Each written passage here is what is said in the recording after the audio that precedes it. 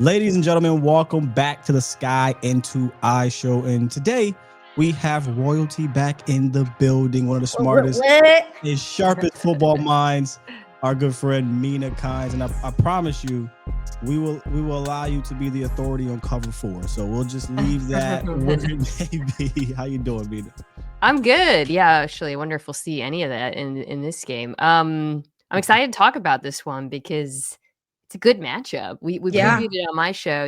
Listeners can check out the Mina Kimes show featuring Lenny. We talk about all the games.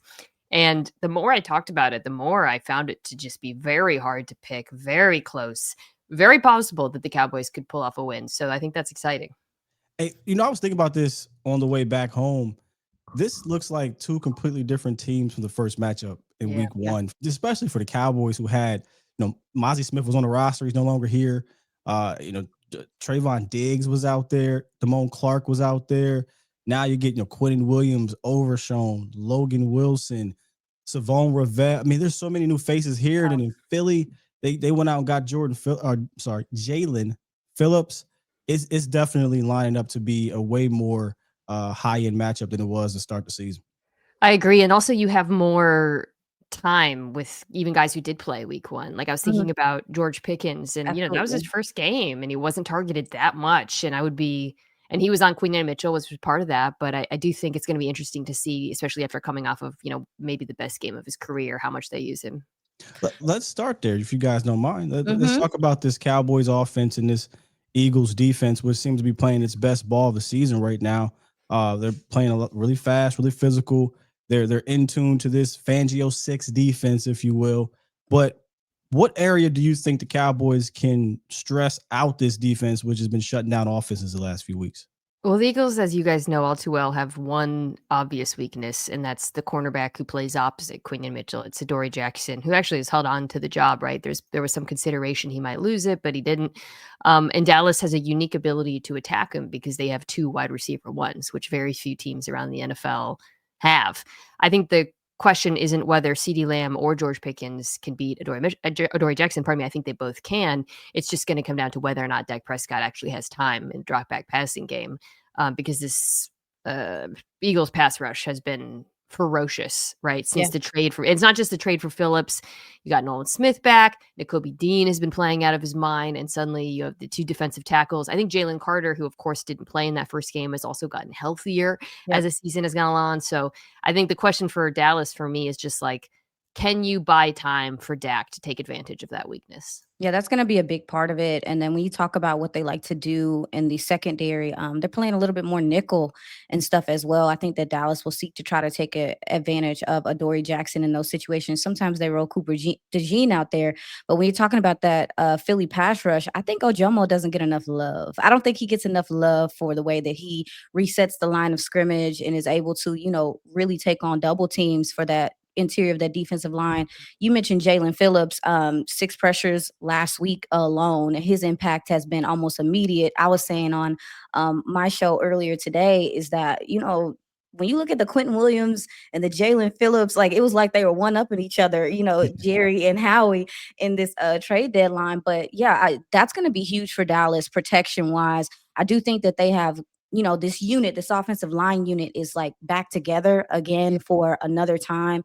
And last week against the Raiders, they just refused to let Max Crosby beat them. They had a lot of guys go chip, running backs, even some of the wide receivers before they would go out into the flats would kind of just, So we'll see how Dallas is able to handle not just one pass rusher, but multiple in this game. A lot of play action last week as well from Dallas. I think even more than the Raiders. And I think that's something you're going to see a decent amount of in this one as well. Just 11 personnel, play action. Can you use that to buy time for Dak, create space over the middle of the field where we know he loves to attack? It's a cool opportunity. I mean, I think, now that we have both sides kind of fully armed, that because it's obviously the strength on strength matchup here, right? Absolutely. Is Cowboys offense against the other side. They kind of might be having a bit off. We'll see. Hey, I was watching how the Cowboys dealt with Max Crosby, and I thought it was very unique. They sent a lot of pulling guards or a tackle to the other side. Yep. They did one play where they had 2 offensive linemen on the opposite side kind of do that spinneroonie to try to deal with him. I thought that was unique because it was one guy that you can do that for. Yeah. This Philly front, though, they're probably going to have to play a little more straight up, a little more standard double team here. So maybe a Jordan Davis. I doubt they'll want to leave Jalen Carter one-on-one too often. And then having Phillips now going to need these tackles to put together another solid performance. There's been consistency issues there, but this is, I think, a different rush than it was earlier in the season, obviously with Phillips, but you said Nolan Smith, Nakobe Dean brings you something in that second level. I think the matchup here for me, though, offense, defense, player-wise, is going to be Zach Bond versus Dak Prescott. Like, I feel like Zach Bond is the quarterback for Vic. He everything Vic wants to do or get out of their linebackers, it is in Zach Bond, and he plays it probably better than I know Fred Warner's the guy, but right now Zach is playing at an extremely high level. So it reminds me of Fred Warner and Dak Prescott when they were battling. I think he's a little lesser than Fred, but if Dak can kind of, I don't want to say trip up, but keep Zach Bond at bay or shoddy, I should say, with some of these schemes and block it up, there should be opportunities on that back end. Have you fallen and gotten injured at work? You should probably call a lawyer. I'm John Morgan of Morgan & Morgan. Morgan & Morgan & Morgan & Morgan & Morgan & Morgan & Morgan & Morgan & Morgan & Morgan. Did you know that your injury could be worth millions of dollars? Morgan & Morgan is the largest injury law firm in America, and they've recovered over $25 billion for their clients. $25 billion? That's a hell of a lot of money. If the insurance companies tried to lowball you, Morgan & Morgan is able to take the pain and suffering and turn it into cold, hard cash. But wait. How much is Morgan & Morgan going to cost you? You never owe them legal fees unless they're successful. That's right. You don't owe unless you win.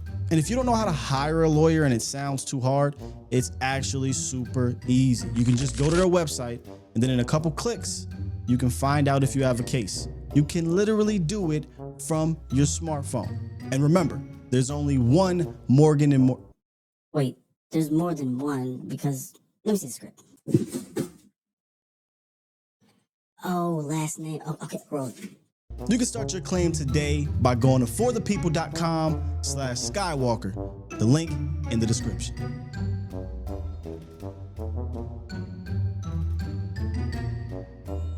I think the linebackers are really big because we know Dak loves to throw those seam balls to the tight end, and you got to be really careful doing that against Philadelphia. I think those backers probably cover the seam better than just about any group in the entire NFL. So with Dak, it's all about like tamping the aggression, and that's obviously, it's the part of the field where he's amazing, but it also can get him into trouble a little bit. And it's not for him. It's not like a mental thing. It's just kind of like he's just very aggressive throwing that ball. So we'll see. I mean, but I will say this, Dak Prescott always has the highest tight window throw rate in the NFL. There's a litany of reasons for that. Some of it is his style. Some of it is the offense.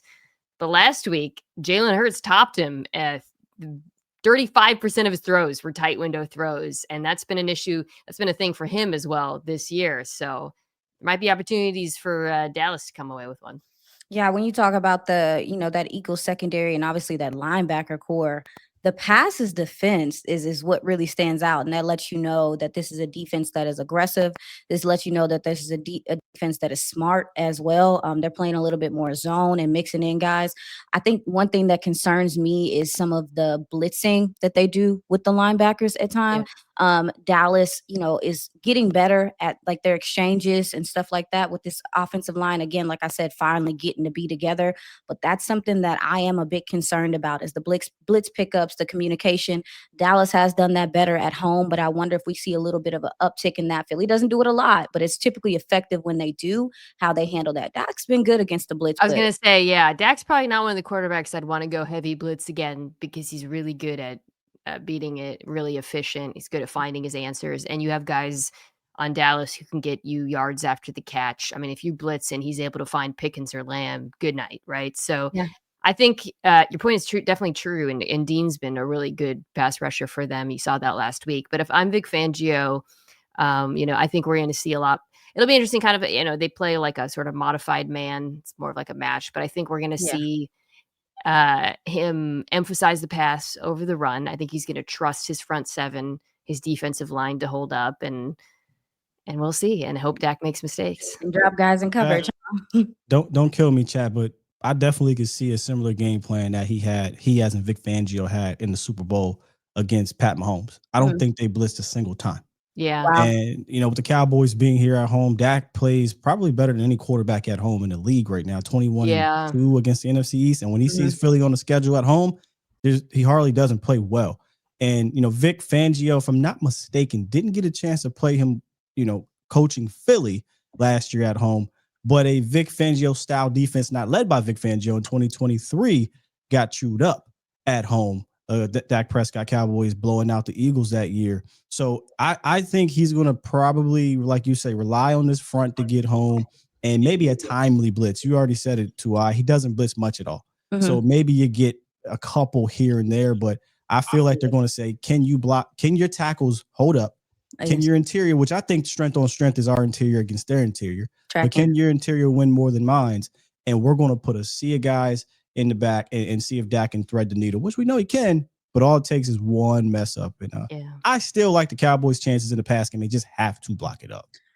Yeah, Mina, how do you feel about, you talked about Pickens and him not being involved as much that week one. How are you liking some of the things you're seeing with his usage? Because it is considerably different than what it was with the Steelers.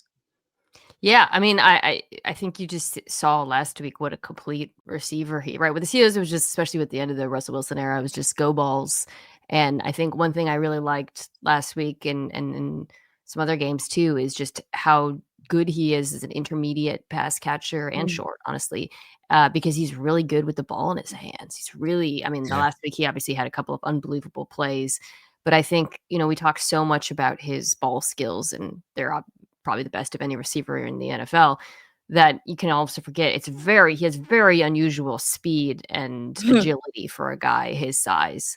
And I think, for me, it just comes down to like who's getting help, right? Like if they go Quinyon on Pickens again, they're probably just going to trust Pickens trust Quinyon in that matchup and maybe try to give a little bit of help to CD. So you still want to attack Adoree Jackson if that's the case. I'm just throwing that out there. But you also know if you can get the ball to Pickens against Quinnen Mitchell, there's probably going to be space after the catch because of where help will be. So I think for Dak, who's such a cerebral quarterback, finding the best matchup and finding those explosives is going to be really important. They got a Quinyon, but we got a Quinnen. Hey. And I think that is a huge difference maker here for the Cowboys in the interior than they've had in a very long time. But I know you guys covered on NFL Live and likely on your podcast as well. But what does the addition of Quinnen Williams, how does that fundamentally change what offenses want to do? Or more specifically, what this Eagles offense may want to do? Yeah, I think just creates more one-on-one opportunities for your edge rushers outside of, because Osa gets doubled so much on that, and now you've got two guys you have to really worry about on the interior. I think it's actually kind of similar to Philadelphia, where with Carter and Davis and sometimes Jomo, where you're going to get a lot of doubles. So there'll be opportunities or if you want to send Overshown on a blitz, there's just so much tension paid to him. I've said this all week. I don't really take much from the Raiders game. That offensive line is so bad. Yeah, that's Yeah, it's rough. But the thing is, we know who Quinnen Williams has been good his entire career. So it's not like, like, oh, wow, he was great against the Raiders. Well, he's been great, and he's been good against the run, phenomenal this season. So I think it's massive. I think, same with Overshown. Like Overshown, we know was good, and it looked like he had his speed too. That was interesting to kind of watch. So I think, similarly to Philadelphia, but to a greater degree, there's vulnerabilities on the back end for Dallas that the Eagles can attack. But I also think that, especially without Lane Johnson, you got backup right tackle. Somebody's going to have a one-on-one because of Quinnen Williams. And I think that's going to be could be a potentially advantageous matchup for Dallas. Yeah, Mina, you talked about that Raiders offensive line. My Lord. What offensive line? That was it's rough. It's rough over there. Worst But, I've seen, another gentleman that, you walked away from that game saying to yourself, like, is this the Raiders offensive line or is this player really coming along? Is Donovan Izaraku, the rookie edge, where he's playing the run super sound.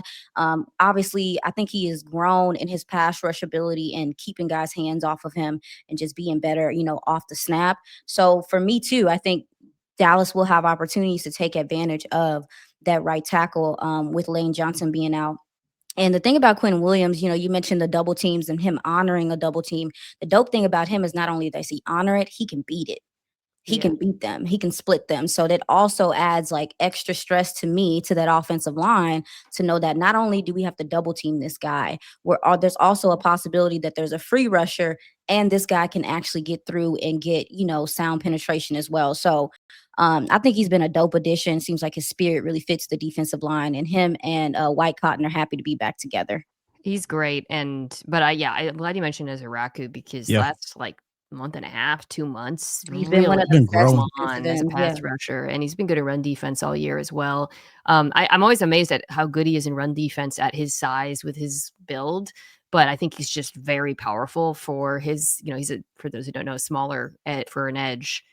God, what is he, like 6'2"? I mean, he's not, but he's No, he's at 6'2", 240-ish. Yeah, Yeah. 240. so he's a smaller guy, but he's a real technician as a pass rusher, and I think it makes sense that he's gotten better as the years gone on and kind of adjusted to NFL size and speed, and he's been really fun to watch. And yeah, he's going to be an important player in this one. I guess it'll be Fred Johnson, who's Fred normally Johnson. so that actually makes you think, okay, I wonder if they can even run jumbo because he's usually their part of their jumbo package. Yeah, they've been using another guy for that now. I can't remember his name, but yeah, I know what you're talking about. That's There's all these like random 6 offensive linemen around the league, and I don't know any of their names. Alec Anderson is somewhere. Used to be Dan Skipper. Dan Skipper was the guy. Yeah. Yeah. But in any case, yeah, I think there'll be opportunities there, and yeah, the run defense. I mean, I think the Eagles are going to try to test that, and they've not been a good running team this year, and I think, as bad as Dallas has been against the run, you just acquired very good defensive tackle and you added to your linebacker group. So it'll be, I don't think it's, like I said, I don't look at this and think that Philadelphia has an advantage. Sleeper is the #1 fantasy sports app. It pays to know sports. Pick more or less on top players. Your first pick is on us, so start winning now. Play in Texas, Georgia, Minnesota, and 27 more states. Pick anytime across all sports, pregame or live. Over 10 million players are already on Sleeper. Make your picks count. Score up to 1,000 times your cash. Join today. Get up to $100 credit using code STEAL. Call your shot on Sleeper. Download now. To the Izaraku point, one of the things that I'm noticing, and I imagine offensive coordinators are starting to, is you can look at his size and say, oh, you know what? We can handle him with a tight end. He has been destroying tight ends this year. And that is something that, well, when I say this year, I mean lately, because earlier in the year, teams have been blocking the Cowboys with tight ends, but you see that light clicking and turning on for him, not only with his technique and learning how to contain. I think he's our best guy to do it. I honestly think he should be doubling Sam Williams snaps because Sam kind of gives up contain way too much. I'm starting to think this is a him thing, because no other defensive end is jumping gaps the way he does. In fact, Izaraku uses that length. He's small, but he has length. And these are, well, at least Maliata is a big tackle who had success against him in week 1. I think he'll win some of these. I do. And not just with Izaraku. This offensive line is not the same in general. Landon Dickerson is a big boy too, but he hasn't been the guy. They're missing, what's my man's name that played with the Jets? They brought him over, the failed tackle to guard. He's no longer with Philly anymore. I think he's with Becton. I mean, Becton. I never thought I'd say this. They miss him in the run game in particular, I think. Yeah. So I'm with you. If you would have told me this in week 4, I'd be like, oh man, they're gonna run the ball for 150. But no, this is a different Cowboys talent that I think can match this Eagles current situation.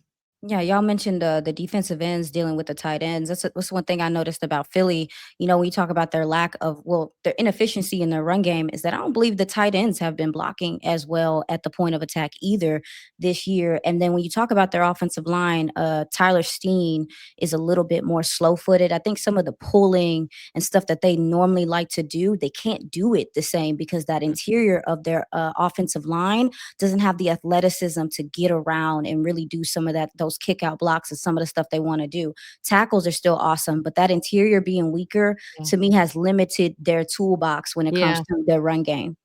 I think that's definitely fair. Do we think that is the reason though? why this offense No. looks as bad. So that's the question I got here. What's his name? What's the man's name? They can't stand him in Philly. What's his name? Hurts? Offensive coordinator. Patullo? Patullo. Yeah, Woo, I mean, that's they a want They're him always trying to fire somebody. They have a Yeah. new coordinator every year. Well, I don't blame You're them because I fired. think I said this to you if you just came from Mars. I always use this example, and you say, "Hey, man, I'm going to list some NFL players," and you list those 2 receivers, that running back, that tight end, and you can only muster up 16 points a game. Well, I don't know, man. You guys in Dallas watching them must feel a little deja vu because just watching such a static passing game where you're just asking the receivers to go win on the outside is really what you saw in Dallas, right? Last year. Yeah. So yeah, it's very static. Defenses really have a beat on what they want to do. Because it's AJ Brown, Devontae Smith, they'll still win. And Detroit's also, I think, a very good defense. But it's just very stale offensively. And then running the football. Yeah, I think the offensive line is part of it. I think the predictability in the run game was an issue. They've made some tweaks there using more under center, the 6 offensive line stuff. Yeah. And I wouldn't be surprised if they do that and try to play action off of it against Dallas. But it's not a good offense right now. It's not at all. Yeah, I think they try to do that too because Dallas's linebackers, although they got a few additions with Logan Wilson, obviously Overshown being back, they have struggled with play action. They've struggled with being disciplined with their eyes. So maybe that is something that Philly feels like they can take advantage of.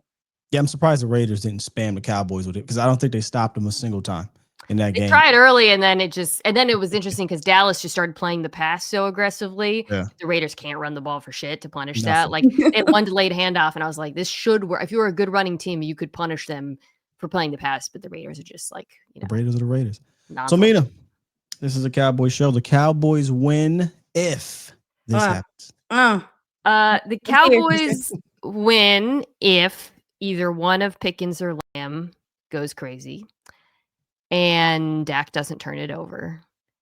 And then I think also offensively, if Philadelphia just looks like they have over the last few weeks, and I don't mean isn't bad because that's obvious, but I mean like if they take the same approach, if there's no innovation on offense, I actually think Dallas can get the better of them on enough drives. I ended up actually picking the Cowboys on my podcast. And in large part too, because this is in Dallas. I think if it was in Philadelphia, I might go the other way, but this being in Dallas and how good that offense has been at home gives me a lot of confidence in them. So we don't even need the Cowboys win. If you got the Cowboys winning, appreciate What? I'm already getting a lot of grief about it from Eagles fans, so y'all better pull this off. You better figure it out. We got you. All right, ladies and gentlemen, that is our time with our friend Mina Kimes of NFL Live. Thank you so much for blessing us as you do. Always a great time. You guys do a phenomenal job. Thank you.